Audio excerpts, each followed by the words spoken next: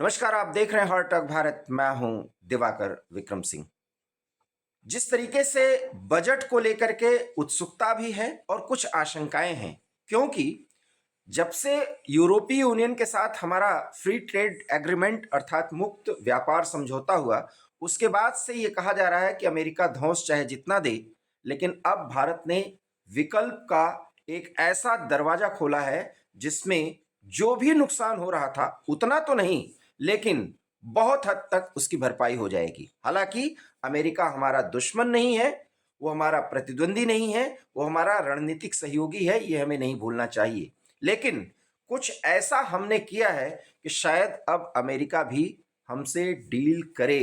वो समझौता जिस समझौते की दरकार पिछले 10 मई के बाद से ही बन गई है, क्योंकि डोनाल्ड ट्रंप क्या कुछ बोलते हैं, क्या कुछ कहते हैं और क्या कुछ कर रहे हैं, क्या करेंगे, इसके बारे में कुछ नहीं कहा जा सकता। और इसी को कहते हैं अनप्रेडिक्टेबल अप्रोच। और इसी अप्रोच में जो वर्ल्ड ऑर्डर चेंज हो रहा है उसको लेकर के भी हम बातचीत करेंगे। लेकिन बजट सत्र, यूरोपीय यूनियन के साथ बातचीत और इसी संदर्भ में और इसी दायरे में जो भी बातचीत के बाद हम सहमति के बिंदु पर पहुंचे हैं, उसका जियोपॉलिटिकल सिनेरियो में क्या मतलब और मायने हैं, और साथ ही साथ भारत और यूरोप की नजदीकियां किस किस के लिए मुश्किलें पैदा कर सकती हैं और किसकी राहें आसान कर सकती हैं, आज इसी बिंदु पर ब्रिगेडियर हेमंत महाजन सर के साथ बातचीत करने जा रहा हूं। उनका परिचय मैं नहीं देना चाहता क्योंकि वो जाने माने डिफेंस एनालिस्ट हैं और साथ ही साथ वो अंतर्राष्ट्रीय मामलों के जानकार होने के साथ साथ उनकी जो पकड़ वित्त मामलों में है वो भी कमाल का है। इसलिए ज्यादा समय न लेते हुए सवाल उन्हीं से, जियो पॉलिटिकल सिनेरियो में जो बदलाव आ चुका है सर, जिसे आप भी महसूस कर रहे होंगे, वो क्या होने जा रहा है यूरोपीय यूनियन के साथ व्यापारिक समझौता होने के संदर्भ में, मेरा ये सवाल है। देखिए, यूरोपियन यूनियन अगर साइज का आप जिक्र करें तो ये दुनिया में नंबर 2 की अर्थव्यवस्था है अमेरिका के बाद। तो अगर उनके साथ आपका ट्रेड एग्रीमेंट हो जाता है तो जाहिर है कि ये इतना बड़ा मार्केट आपके लिए ओपन हो गया है। ये एक बहुत ही बड़ा एडवांटेज है। अभी आप देखेंगे तो 2007 से ये नेगोशिएशन चल रही थी फ्री ट्रेड एग्रीमेंट की या बायलैटरल ट्रेड एग्रीमेंट की, जो पूरी नहीं हो गई थी, अभी वो पूरी हो गई है। और उसके लिए एक कारण ये भी है कि डोनाल्ड ट्रंप की जो अनप्रेडिक्टेबिलिटी है, उन्होंने यूरोप को अपना भी दुश्मन बना के रखा हुआ है। तो इससे जो उनके पास यूरोपियन यूनियन के पास जो 3-4 ऑप्शंस थे, डोनाल्ड ट्रंप तो उनको मान नहीं रहा है। रशिया तो उनका नंबर 1 का एनिमी है क्योंकि वो यूक्रेन के ऊपर हमला कर रहा है। चाइना जो है ये नंबर 1 का क्रिकेट नेशन है। वो किसी को वो सभी को सिर्फ एक मार्केट के तौर पे इस्तेमाल करते हैं। किसी से कोई भी चीज वो कभी खरीदना नहीं चाहते हैं। तो इस पे एक just partner, just trading block जो है वो इंडिया है, जो यूरोप समझ गया और उन्होंने हमारे से ट्रेड एग्रीमेंट की। और इसका हमें बहुत ही फायदा होने वाला है। 2-3 फायदे मैं बड़े आपको फायदे बताऊंगा। एक तो है यूरोप एक टेक्नोलॉजी की सुपर पावर है, हमारे से वो काफी आगे है। और अगर आपने आज ही की न्यूज़ देखी होगी तो जर्मनी के साथ सबमरीन्स का एक $10 बिलियन का एक एग्रीमेंट अभी होने जा रहा है, क्योंकि सबमरीन में जर्मनी जितना अच्छा सबमरीन कोई बनाता नहीं है। और दूसरा, इनके सबमरीन्स हम पहले से ही इस्तेमाल कर रहे हैं। तो अगर ये मेक इन इंडिया के नीचे हो जाए तो हमारे लिए और जर्मनी के लिए ये एक विन विन सिचुएशन है। दूसरा जो एयरक्राफ्ट का मामला है, हमें जो जीन के इंजन मिलने चाहिए हमारे लाइट कॉम्बैट एयरक्राफ्ट तेजस के लिए, वो डोनाल्ड ट्रंप देने के लिए तैयार ही नहीं है। बोलते हैं देंगे लेकिन आ ही नहीं रहे हैं। तो इसमें यूरोप की जो टेक्नोलॉजी है, खास तो फ्रांस की वगैरह, तो वो हमारे लिए उसका काफी महत्व हो सकता है। राफेल के ऊपर हम थोड़ा अटक गए थे। राफेल का जो कोड है वो फ्रांस देना नहीं चाहता था क्योंकि सिक्रेसी के कारण के बदले, तो अभी वो शायद उसके लिए मान जाएंगे।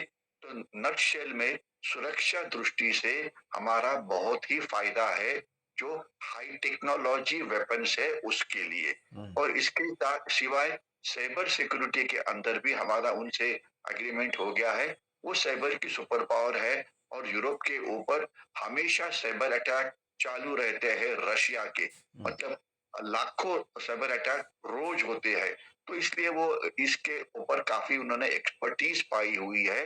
तो साइबर सिक्योरिटी के अंदर या साइबर वॉरफेयर के अंदर हमारा कोऑपरेशन उनके साथ एक बहुत ही विन-विन सिचुएशन है। तीसरी है मैरीटाइम सिक्योरिटी। यूरोप के नेशंस हमेशा उन्होंने दुनिया के ऊपर राज्य किया हुआ है। वो इंग्लैंड है या फ्रांस है या इटाली है या बाकी सारे देश या पुर्तगाल है, वो भी हमारे गोवा में आके रहे हुए थे इतने साल, ठीक है?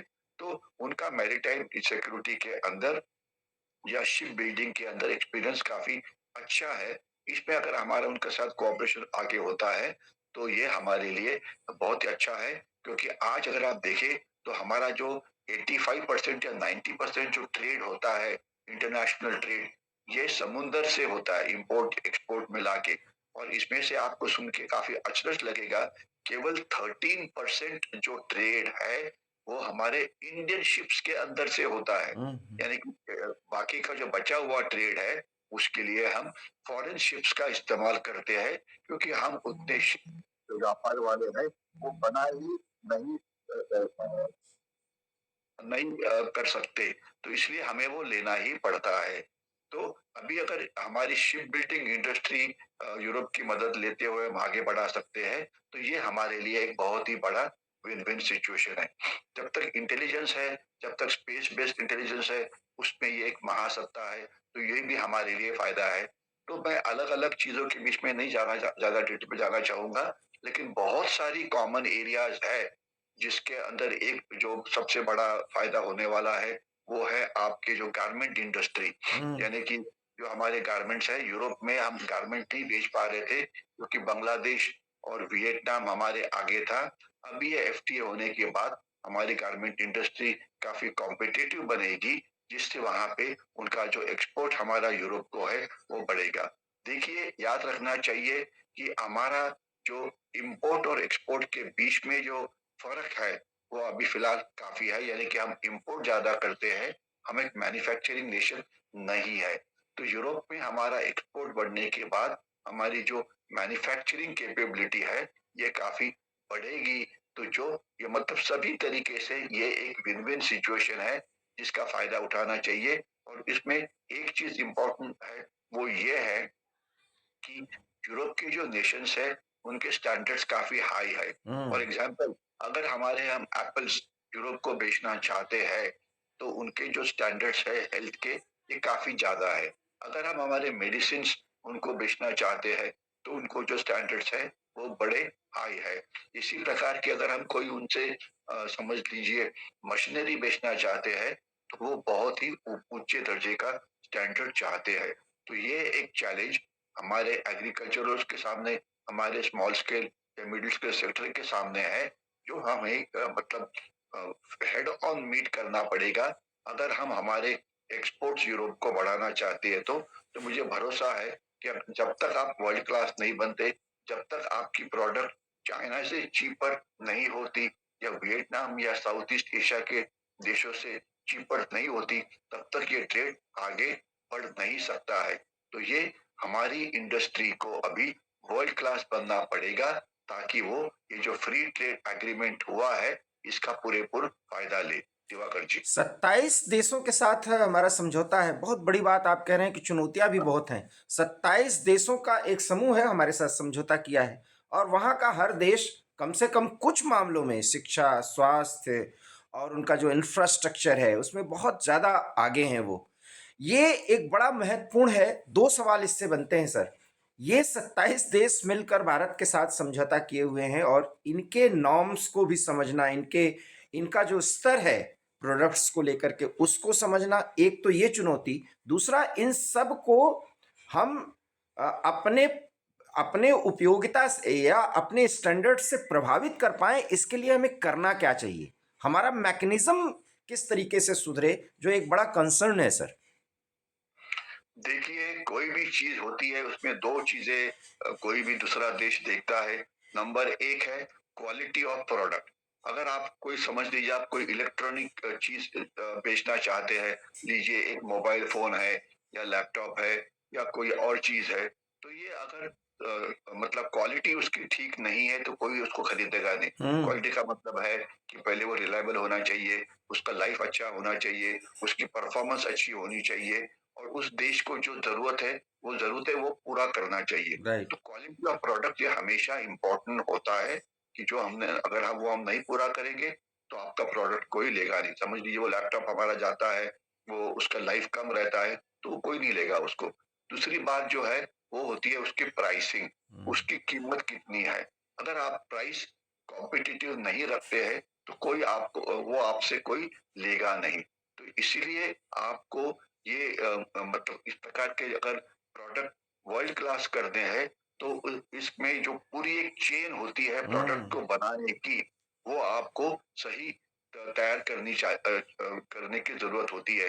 मैं आपको एक ही एग्ज़ाम्पल देता हूँ, लीजिए एक मोबाइल का एग्ज़ाम्पल है। तो मोबाइल आजकल हम एप्पल की मोबाइल असेंबल कर रहे हैं, इसको टियर 1 इंडस्ट्री बोलते हैं। लेकिन इस मोबाइल के जो हिस्से-पुर्ज़े होते हैं, ग्लास होता है या उसका बॉडी कवर होता है, ये हिस्से-पुर्ज़े कहीं और से आते हैं। इसमें से काफ़ी सारे चाइना से आ रहे हैं। उसके बाद ये जो ग्लास बनता है मोबाइल का, उसके लिए जो स्पेशल ये लगता है, मटेरियल लगता है, वो कहीं और से आता है। और लास्ट में इसमें जो रॉ मटेरियल लगता है ये पूरा बनाने के लिए, ये और कहीं से आता है। तो अगर आपने एक मोबाइल बनाना है, तो tier 1 products, tier 2 products, tier 3 और टियर 4 यानी कि रॉ मटेरियल से लेकर फिनिश प्रोडक्ट तक की जो पूरी चेन है, वो हमने हमारे देश में अगर हम वर्ल्ड क्लास बनाएँ, तो बिल्कुल। ही हम प्राइस को कॉम्पिटिटिव कर सकते हैं। तो इसमें हम काफ़ी कुछ हम आगे बढ़े, टियर 1, टियर 2 के अंदर तो हम अभी हम वर्ल्ड क्लास हो गए हैं, लेकिन टियर 3, टियर 4 जो है, यानी कि रॉ मटेरियल लेना वगैरह, उसमें नहीं है। अभी ये कनाडा के प्राइम मिनिस्टर अभी कुछ देर में हमारे पास आने वाले हैं, तो उनके साथ हम ये जो रेयर मिनरल्स वगैरह है, यूरेनियम वगैरह है, उसका ट्रेड करना चाहते उसका लॉन्ग टर्म एक डील करना चाहते हैं, तो जिससे हमारी जो रॉ मटेरियल जहाँ पे सबसे ज़्यादा अच्छी मिलती है, वो अफ्रीका के अंदर हो या यूरोप के अंदर हो या कनाडा के अंदर हो या अफ़गानिस्तान के अंदर हो, वहाँ जाके हमें ये सभी जो टियर्स एक प्रोडक्ट बनाने के लिए इस्तेमाल किए जाते हैं, ये वर्ल्ड क्लास करने पड़ेंगे। दूसरा जो हमारी जो लेबर है, लेबर राइट। हमेशा एक चैलेंज रहा है। राइट। लेबर 3 प्रकार की होती है, unskilled labour, semi skilled labour और फुल्ली स्किल्ड लेबर। तो हमारी अगर मैं आपको एक एग्ज़ाम्पल देना चाहूँगा कि समझ लीजिए गारमेंट इंडस्ट्री लीजिए, तो गारमेंट इंडस्ट्री में हमारी जो लेबर है, बांग्लादेश लेबर से पीछे है। तो आपको अगर बांग्लादेश का एक लेबर समझ लीजिए 100 टी-शर्ट बनाता है 1 घंटे में, मैं एक एग्ज़ाम्पल देना चाहता हूँ। राइट। कितना बनाता है मुझे एग्ज़ैक्टली पता नहीं है, तो हमने 101 बनाना चाहिए, राइट। तो जिससे हमारा लेबर ये ज़्यादा प्रोडक्टिव होगा। तो इसके लिए स्किल्स जो होते हैं, ये डेवलप करने पड़ते हैं।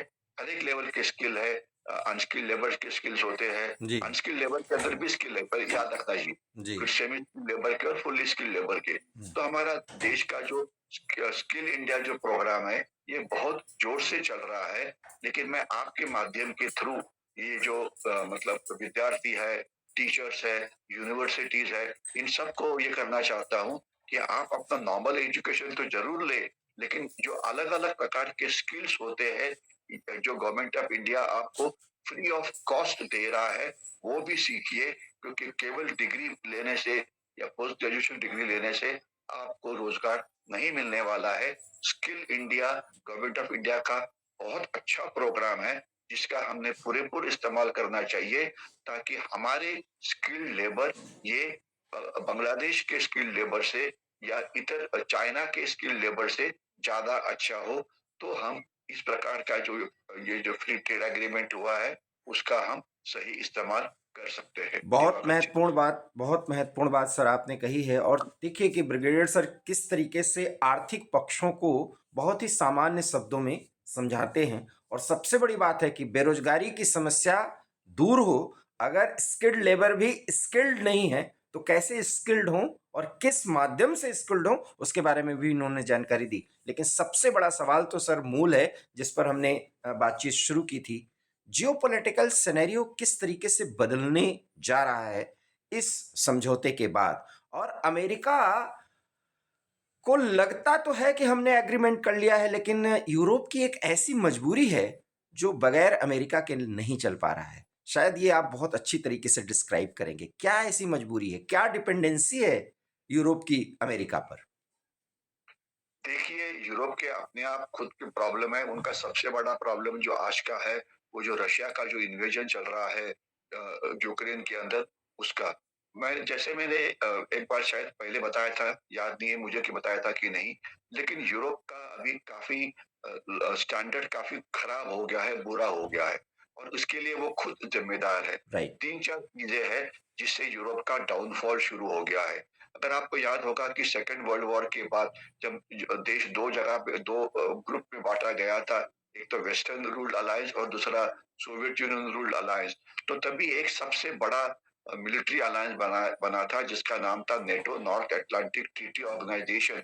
बेसिकली अगर यूएसएसआर यूरोप के ऊपर हमला करे, तो ये देश इकट्ठा होके रशिया का या यूरोपियन या सोवियत यूनियन का सामना करेंगे, जिसमें अमेरिका की मदद बहुत ही इम्पोर्टेंट थी। और सबसे ज़्यादा 90% जो उसका एक्सपेंडिचर था, वो अमेरिका करता था। और नॉर्थ अटलांटिक ट्रीटी ऑर्गेनाइजेशन ये दुनिया का मोस्ट पावरफुल अलायंस था। लेकिन over a period of time क्या हुआ, यूरोपियन सुस्त बन गए। उन्होंने सोचा कि चलो फ्री में अमेरिका आपको सिक्योरिटी दे रहा है, तो हम कुछ नहीं करेंगे। तो इतना खराब हाल हो गया कि उन्होंने सब कुछ अमेरिका के ऊपर छोड़ दिया। अपने डिफेंस बजट कम कर दिए, अपनी प्रोडक्शन इंडस्ट्री बंद कर दी। इतना कि जब अटैक हो गया था यूक्रेन के ऊपर रशिया का, और उस समय यूरोपियन जो नेटो के जो चीफ थे, फ्रेंच प्रेसिडेंट थे, उन्होंने मिलिट्री चीफ को बुलाया और पूछा कि अभी इस यूक्रेन युद्ध में हमारे मिलिट्री ऑप्शंस क्या है। तो उन्होंने 2 चीजें कही। उन्होंने नंबर 1 बोला कि नेटो इज ब्रेन डेड। इसका मतलब ये है, नेटो में लड़ने की क्षमता नहीं नहीं है। है। मतलब क्या है, नेटो में जो बचा है वो केवल हेडक्वार्टर्स है। लड़ने के लिए बटालियंस लगती है, ब्रिगेड्स लगती है, डिविजन लगती है, यानी कि सोल्जर्स लगते हैं। हेडक्वार्टर जैसे कि headquarter southern command right. Poona में है, या आर्मी हेडक्वार्टर नहीं लड़ता है, वो केवल प्लानिंग करता है। लड़ने के लिए कौन लड़ेगा? तो 7 मराठा लाइट इन्फेंट्री, या 10 ब्रिगेड, या 25 डिवीजन, या 11 कोर, ये लड़ने वाली ये होती है। तो यूरोप के पास लड़ने के लिए जो 3 बड़े देश है, फ्रांस है, इंग्लैंड है, अपना तीसरा जर्मनी। जर्मनी है, जर्मनी। वो उनके पास एक ब्रिगेड का भी फोर्थ लेवल नहीं थी लड़ने के लिए। यानी कि पूरा यूरोप मिला के केवल 3 ब्रिगेड, एक ब्रिगेड की संख्या 5,000 होती है समझ लीजिए, तो 15,000 सैनिक। और रशिया कितने डिवीजन इस्तेमाल कर रहा है? 25-30 डिविजन्स, यानी कि 30 टाइम्स मोर आर्मी। जब डोनाल्ड ट्रंप आगे उन्होंने बोला कि हम अभी आपका प्रोटेक्शन नहीं करेंगे, तो इनका हाल अभी बड़ा बुरा हो गया है। अभी पिछले 2-3 साल से इन्होंने अपनी बजट तो बढ़ाई है, लेकिन मिलिट्री बिल्डअप करने के लिए काफ़ी समय लगता है। तो ये यूरोपियन यूनियन अभी अपना मिलिट्री बजट बढ़ा रहा है। ये भी हमारे लिए एक बहुत बड़ी बड़ी। अपॉर्च्युनिटी है यूरोपियन यूनियन के साथ ट्रेड करने के लिए। लेकिन अभी का फिलहाल हाल ये है कि अभी वो 3 डिवीज़न उन्होंने रेज़ कर ली है, लेकिन अभी भी उनको अब बहुत आगे बढ़ना है। तो अभी भी कुछ देर तक 4 साल है, 5 साल है, 10 साल है, उनको अगर रशियन इन्वेजन के साथ कुछ मुकाबला करना है, तो उनको अमेरिका की बिल्कुल बहुत बड़ी ज़रूरत है। ये सबको समझ में आना चाहिए, क्योंकि जितना आर्म फोर्सेस अमेरिका के पास है, इनके पास ये नहीं है। बनाने की कोशिश अभी शुरू हो गई है, लेकिन अभी उसके लिए और 5, 6, 10 साल लग सकते हैं। लेकिन ये भारत के लिए अपॉर्च्युनिटी है, उनको आर्म्स एम्युनिशन हम बेचकर हम उनकी डिफेंस प्रिपेयर्डनेस ये बढ़ा सकते हैं। तो एक तो बात वो हो गई है।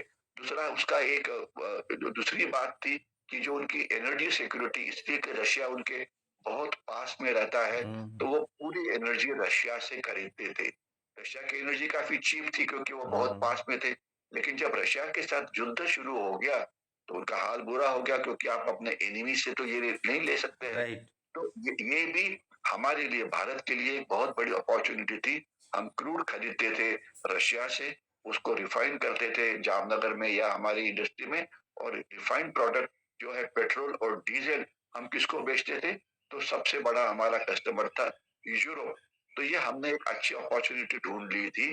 तो अभी यूरोपियन यूनियन को ये जो उनके मतलब जो एनर्जी सिक्योरिटी है वो डाइवर्सिफाई करने की जरूरत है, जिसमें हमारा देश यानी कि इंडिया एक बहुत बड़ा रोल प्ले कर सकता है, खास तो रिफाइंड प्रोडक्ट के लिए। क्योंकि अगर आपने कल परसों की बात सुनी होगी तो पंतप्रधान नरेंद्र मोदी जी का ये आया था कि $100 बिलियन की हम इन्वेस्टमेंट करना चाहते हैं हमारे ऑयल सेक्टर के अंदर, और हम दुनिया का सबसे बड़ा रिफाइनिंग केंद्र बनना चाहते हैं, क्योंकि हमारी ज्योग्राफिकल लोकेशन बहुत अच्छी राइट, है। राइट। कोस्टल एरिया में रिफाइनरीज को तैयार करना बड़ा आसान रहता है, क्योंकि जो कच्चा तेल है बड़ी मात्रा में हम दुनिया से ले सकते हैं वगैरह। तो हम एनर्जी सिक्योरिटी यूरोप की जो है इसमें एक जो उनकी सिक्योरिटी खतरे में है उसमें हम एक बहुत अच्छा रोल प्ले कर सकते हैं और हमारा भी ट्रेड बना सकते हैं। तो तीसरी इनकी जो प्रॉब्लम थी वो थी मैन्युफैक्चरिंग। यूरोप एक मैन्युफैक्चरिंग का पावर हाउस था। अगर आपने जर्मनी की ऑटो इंडस्ट्री देखी होगी या ब्रिटेन की तो अभी ये क्या हो गया कि उन्होंने ये सभी आउटसोर्स कर दिया चाइना को, और चाइना ने उनको उल्लू बना दिया, हुँ, क्योंकि चाइना जिस कॉस्ट से चीजें प्रोड्यूस करते हैं वो अर्थात यूरोप से बहुत कम है, तो इसलिए उनका फायदा हो गया। अभी चाइना बदमाशी कर रहा है, तो अभी उनको समझ में ये आया है कि चाइना ने केवल यूरोप का मार्केट ही इस्तेमाल किया है, वो यूरोप से कोई भी फिनिश प्रोडक्ट नहीं लेना चाहता। और कोई भी देश दूसरे देश के साथ व्यापार तब करता है जब इंपोर्ट और एक्सपोर्ट में पैरिटी हो। वेरी अगर वो 10 गुना ज्यादा आपको एक्सपोर्ट कर रहा है, आपसे लेता कुछ नहीं है, तो आपको वो उल्लू बना रहा है ना। तो ये अभी चाइना ने उनको उल्लू बनाने करना शुरू कर दिया है, और उसमें बेल्ट ऑन रोड इनिशिएटिव नाम का एक चीज भी उन्होंने शुरू कर दी थी, जिसमें इटाली को उन्होंने महामूर्ख बना दिया था।